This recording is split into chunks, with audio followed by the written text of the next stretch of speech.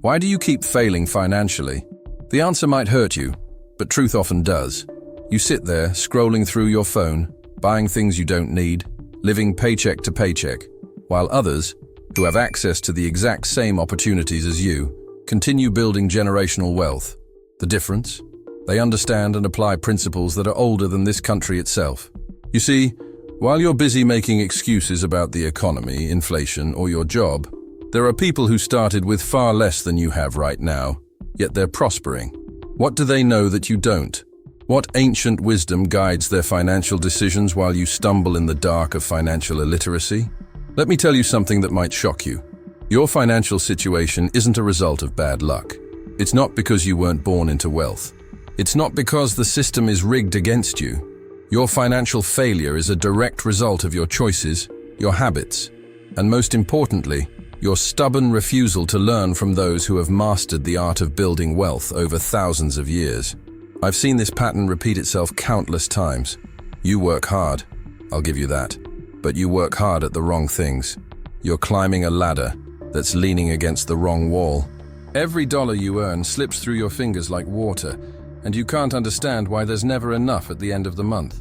Let me tell you about 2 principles from ancient Jewish wisdom that you've been ignorantly violating.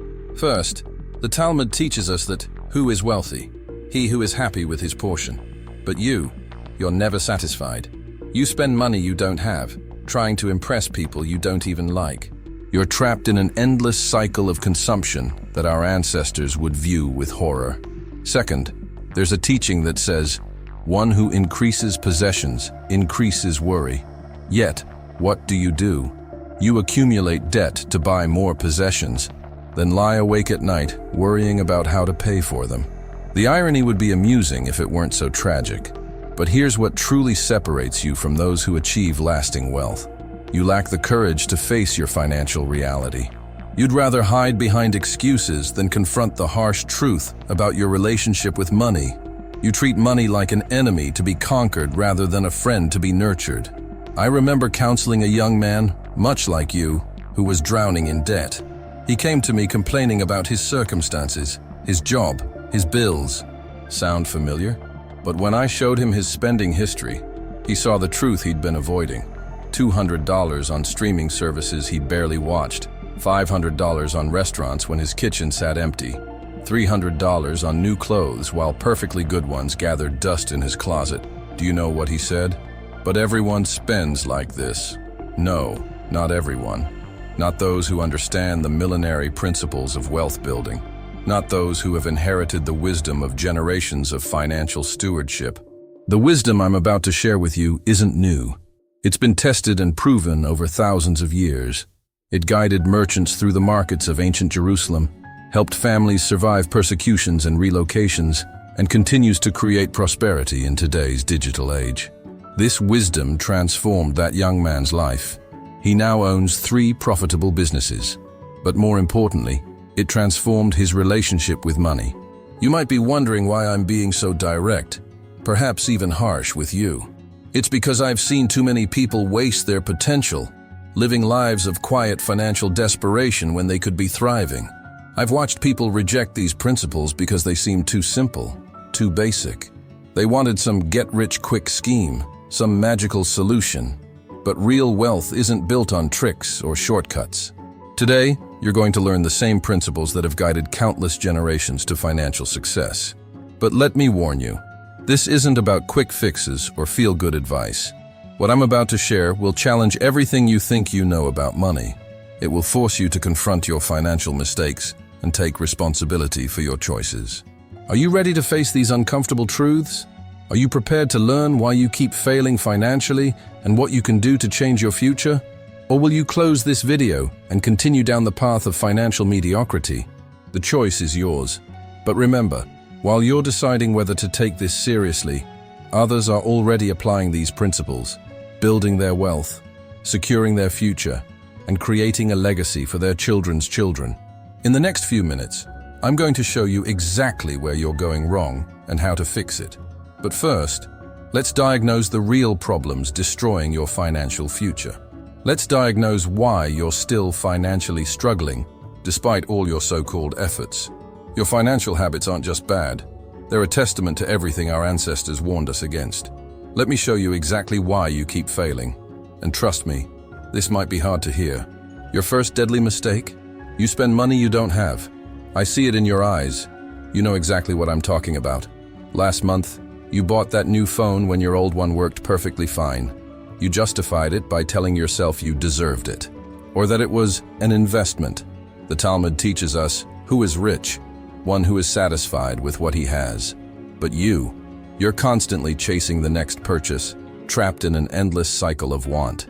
Let me share something that might shock you. Every time you swipe that credit card for something you don't need, you're not just spending money, you're selling your future. The interest you're paying, that's the cost of your impatience, your lack of self-control. Our ancestors understood that debt is a form of slavery. Yet here you are, willingly putting on these financial chains. You think you're alone in this? Last week I counseled a businessman who made 6 figures but was still living paycheck to paycheck. Want to know why? He was spending $800 a month on subscriptions he barely used, won $200 on dining out, and had 3 car payments. He thought he was living the good life. In reality, he was dying financially, just like you. Your second fatal flaw is your complete lack of planning. You treat your paycheck like it's a surprise gift, rather than a resource to be managed. The Torah teaches us about Joseph, who planned for 7 years of famine during 7 years of plenty. But you can't even plan for next month's expenses. You're living in a financial fantasy, pretending that somehow, magically, things will work out. Let me ask you something. Do you even know how much money you spent last month? Not a rough estimate, the exact number. You don't, do you? This ignorance isn't bliss. It's financial suicide. You're walking blindfolded on the edge of a cliff, and you don't even realize it. Here's another hard truth. Your emergency fund, or should I say, your lack of one. The Talmud teaches us to always keep a third of our assets liquid for unexpected opportunities or challenges. But you? The moment your car needs repairs or you face an unexpected medical bill, you're reaching for that credit card again. You're not just failing to build wealth, you're actively destroying your financial future. Your third critical mistake is your relationship with investing. You're scared of the market, aren't you? You think it's too risky, too complicated. Meanwhile, you're taking the biggest risk of all, doing nothing. Your money sits in a savings account, being eaten away by inflation, while opportunities pass you by. The Jewish principle of responsible stewardship demands that we make our resources grow, not just preserve them. I recently met a young professional who told me she couldn't afford to invest, yet she spent $300 monthly on coffee shops and food delivery. That's $3,600 a year, money that could have been growing in the market. Instead, it vanished into thin air, just like your excuses. Your fourth problem, your victim mentality. You blame the economy, your job, your circumstances, everything except yourself. The Jewish tradition teaches us that we are responsible for our own destiny, yet you sit there, waiting for someone to save you, for things to magically get better. They won't, not until you change. Let me tell you about the principle of tzedakah, charitable giving. Even the poorest in our community are expected to give something. Why? Because giving forces you to budget, to plan, to think beyond your immediate needs. But you can't give because you can't manage what you have. You're too busy playing victim to take control of your financial life. Your spending habits reveal something deeper, a lack of respect for money itself. You treat it like it's infinite, like there will always be more. This mindset, it's not just wrong, it's destructive. Every dollar you waste today is stealing from your future self, your future family, your future legacy. The real diagnosis of your problem isn't just about numbers, it's about your character, your lack of discipline, your unwillingness to delay gratification, your refusal to learn from those who have mastered these principles over generations. These are the real reasons you're failing. You might be feeling defensive right now. Good. That means these truths are hitting home. But feeling bad isn't enough. You need to change. You need to understand that every financial decision you make is either building your future or destroying it. There is no middle ground. Want to know what's really keeping you poor? It's not your salary, it's your habits. It's not the economy, it's your choices.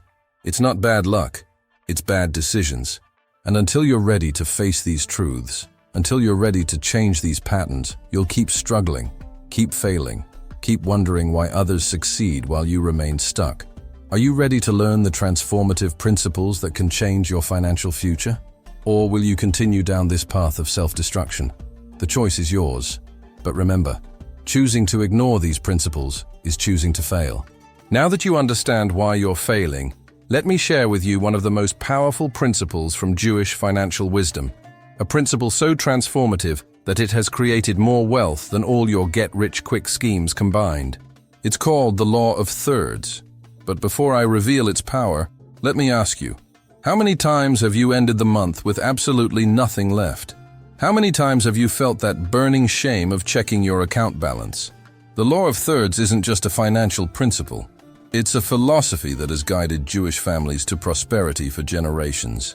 The Talmud teaches us that a wise person divides their money into 3 portions: 1/3 for business, investments, 1/3 for living expenses, and 1/3 held in reserve. Simple, isn't it? Yet you've never applied it. You're too busy spending 100% of your money, then wondering why you can't get ahead. Let me tell you about Jacob, a merchant from 18th century Poland. When he started his business, he had nothing but a cart of fabrics. But he strictly followed this principle. Every single coin he earned was divided. 1/3 went back into buying more fabric, 1/3 supported his family, and 1/3 was kept safe. His neighbors laughed at him for being so strict with his money. Sound familiar? Just like people probably laugh at you for trying to be financially responsible. But here's what happened. When a fire destroyed half the town's businesses, guess who had reserves to rebuild? When a unique opportunity arose to buy a competitor's inventory at a discount, guess who had capital ready? While others were begging for loans, Jacob was expanding his business. 20 years later, he owned the largest textile business in his region. Still think this principle is too simple? You see, the Law of Thirds isn't just about dividing money. It's about dividing your attention, your priorities, your future. When you keep 1/3 for investment, you're forcing yourself to think like a business owner. When you limit living expenses to 1/3, you're practicing disciplined spending. And when you keep 1/3 in reserve, you're preparing for both emergencies and opportunities. But you're probably thinking, I can barely make ends meet. How can I possibly divide my money into thirds? Let me be very clear. You can't afford not to do this. Your current financial strategy, if we can even call it that, is keeping you poor. You're caught in the trap of using 100% of your money for expenses, then wondering why you can't build wealth. The Talmud tells us another story about a wealthy man who was asked how he achieved his success. He replied, I never spent more than 1/3 of my earnings on living expenses. His questioner protested, but that's so difficult. The wealthy man responded, would you rather have the temporary difficulty of living on less or the permanent difficulty of living in poverty? I'm going to be brutally honest with you. Your problem isn't that you don't make enough money. Your problem is that you lack the discipline to properly allocate what you do make. You're like a farmer who eats all his seed corn, leaving nothing to plant for next season's harvest. How do you expect to grow wealth when you consume everything you earn? Here's what the Law of Thirds will force you to do. First, it will make you face your spending habits. You'll have to distinguish between needs and wants. That $70 dinner delivery? That's not coming from your living expenses. Third, that's stealing from your future. Those impulsive online purchases? That's not living expenses. That's sabotaging your investment potential. Second, it will make you think like an investor. When you automatically set aside 1/3 for investments, you'll start seeing opportunities everywhere. You'll begin to understand what our ancestors knew. Money should work for you, not just you working for money. Third, it will give you something you've never had, peace of mind. When you have 1/3 of your money in reserve, you'll sleep better, you'll walk taller, you'll make decisions from a position of strength, not desperation. But let me be clear, this principle will feel uncomfortable at first. You'll have to make hard choices. You'll have to say no to things you're used to saying yes to. You'll have to disappoint some people who are used to you wasting money with them. Good. Let them be disappointed. Let them judge you. While they're judging, you'll be building wealth. Here's your moment of truth. Will you take this ancient wisdom and apply it to your life? Or will you continue living paycheck to paycheck? Will you have the courage to divide your money properly? Or will you keep hoping that somehow, magically, your finances will fix themselves? The choice is yours. But understand this. If you don't apply this principle, nothing will change. You'll be sitting in the same spot next year, feeling the same financial anxiety, dealing with the same money problems.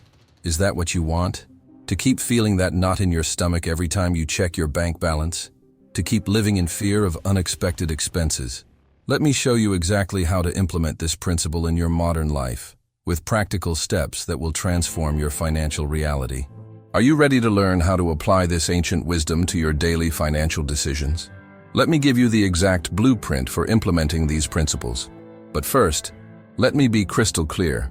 Knowledge without action is worthless. These steps I'm about to share, they're not suggestions.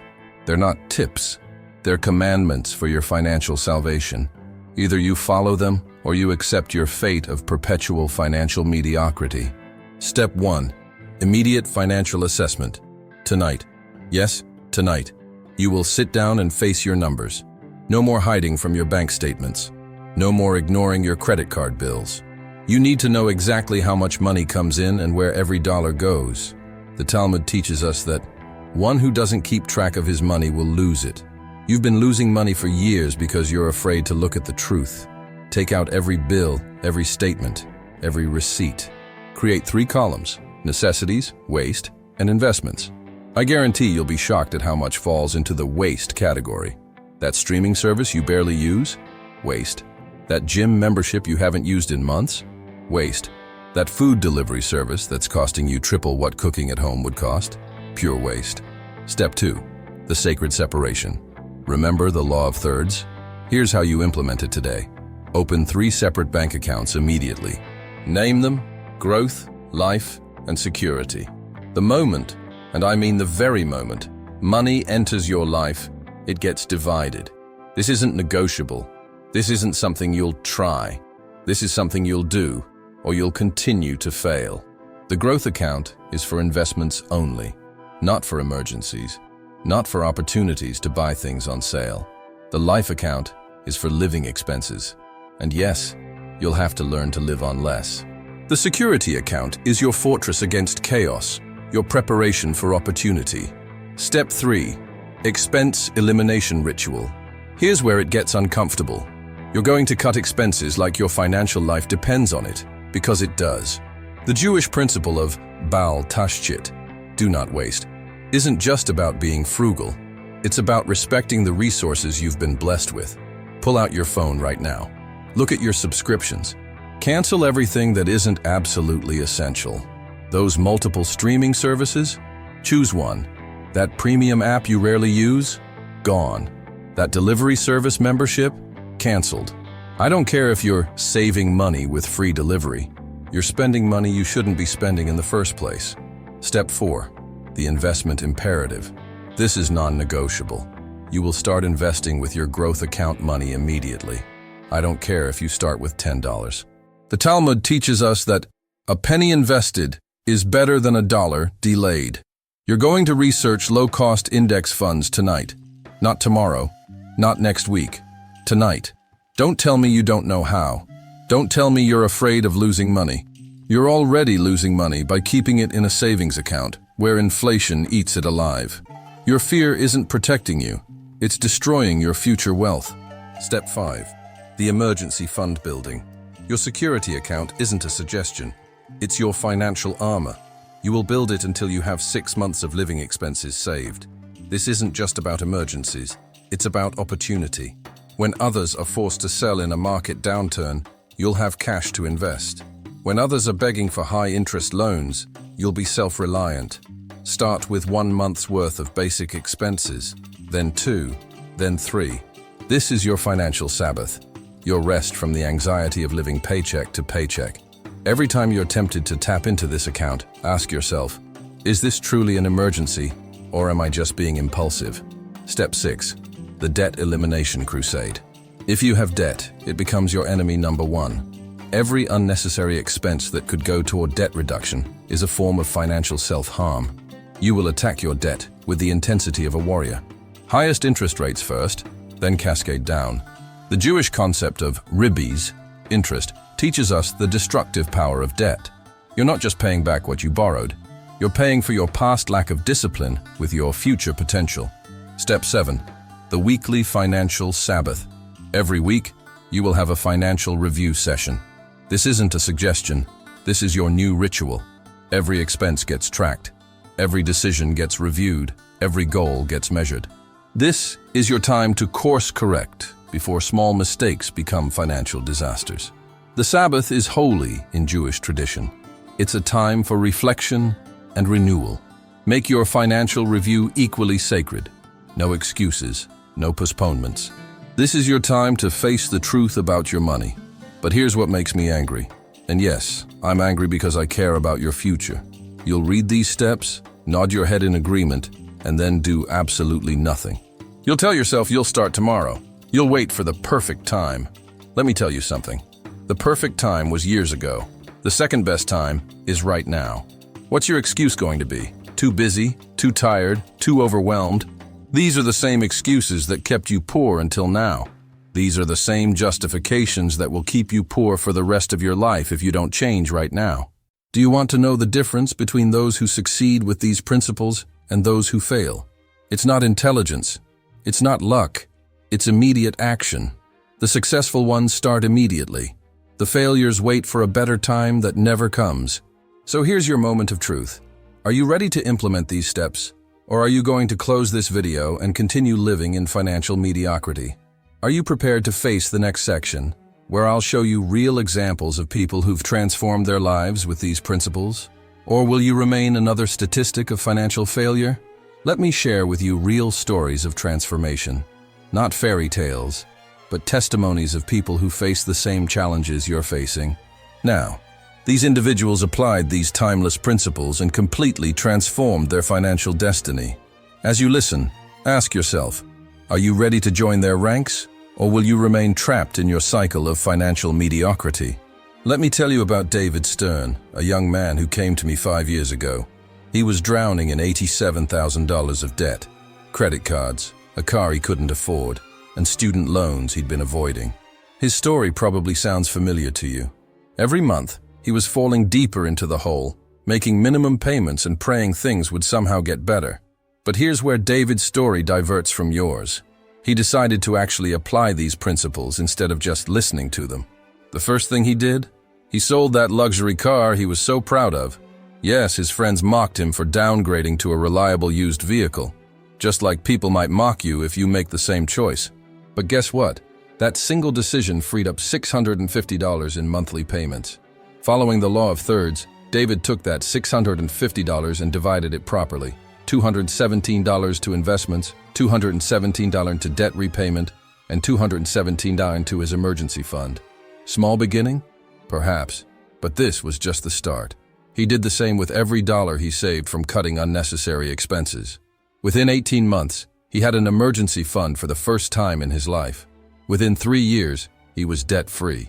Today, he owns 2 rental properties and has a 6-figure investment portfolio.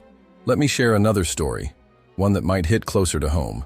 Sarah Cohen, a single mother working as a teacher, was living paycheck to paycheck despite making a decent salary.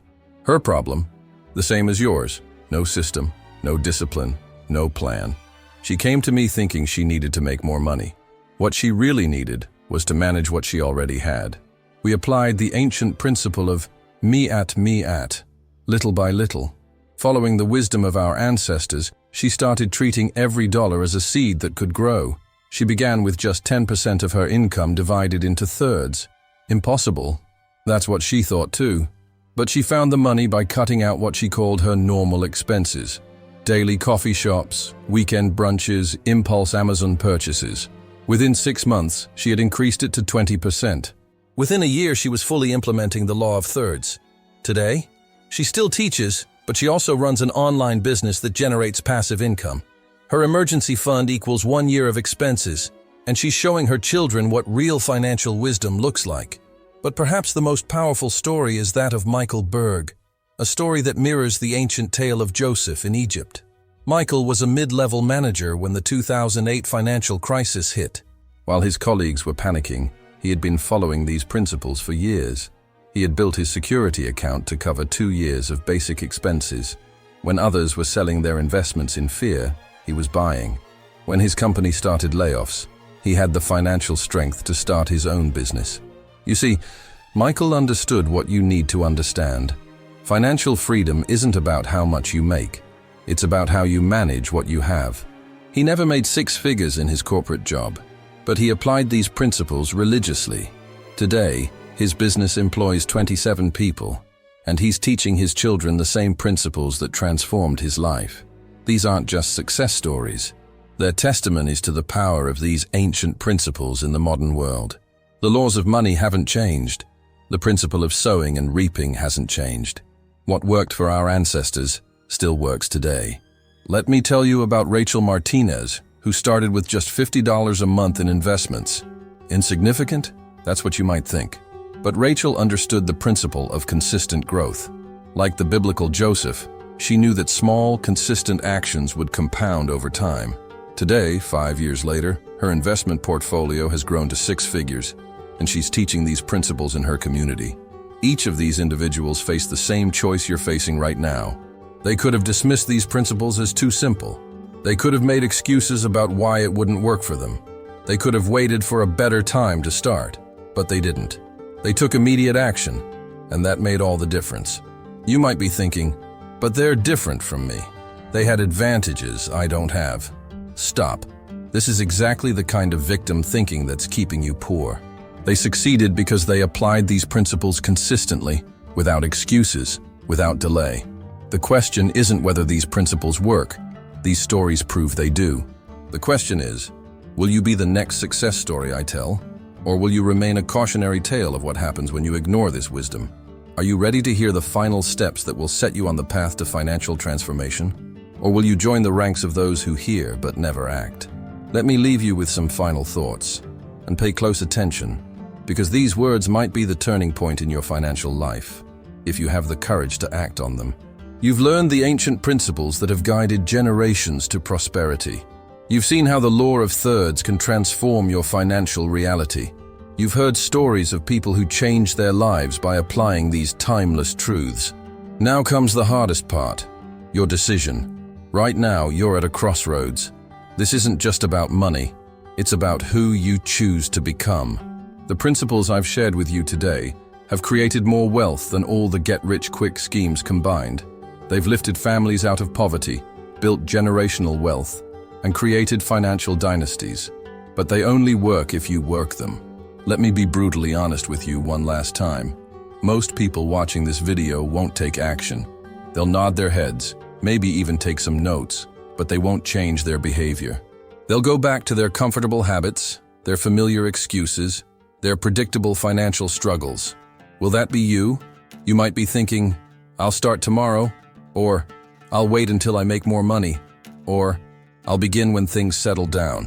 Let me tell you what those thoughts really are. They're the voice of fear. They're the whispers of mediocrity. They're the lullaby of financial failure. The Torah teaches us that when the Israelites left Egypt, they didn't wait for perfect conditions. They didn't wait until they had everything figured out. They took the first step into an uncertain future, trusting in principles bigger than themselves. That's what I'm asking you to do today. Your financial promised land is waiting, but you won't get there by standing still. You won't reach it by doing what you've always done. Every day you delay is another day you choose to stay in your financial Egypt, enslaved to debt, bound by poor habits, trapped in scarcity thinking. Think about where you are right now. Think about the financial stress you're carrying, the anxiety about bills, the shame of living paycheck to paycheck, the fear of unexpected expenses.